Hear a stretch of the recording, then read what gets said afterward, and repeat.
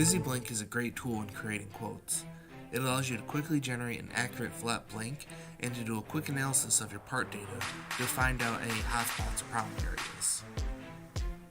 When creating the flat blank, you may notice that an edge or a face is not staying aligned to the final part, despite knowing that we will be holding that area. This happens because we have not defined our blank holding or pressure pad area.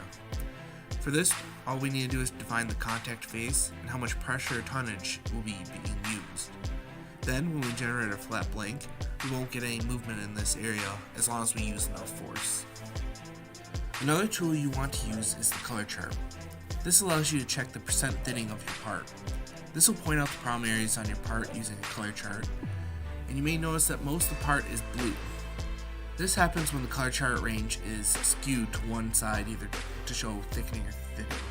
What we want to do is reset this range to show the allowable range for the maximum minimum that we want allowed. By doing this, we'll see the part shows as green in all the good areas, and only the hot spots show up as red or blue.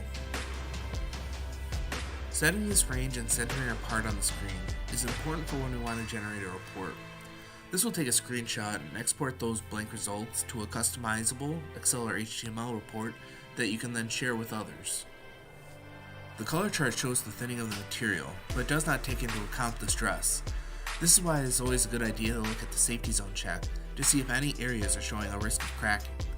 These areas will show up as yellow or red on the part. These colors are calculated based off the forming limit diagram from the material and the major and minor stresses. Finally, VISI Blank also gives us the option to view the springback prediction for this part. This will generate a nominal and a springback mesh so we can visually see the areas that will spring back and will need to be compensated.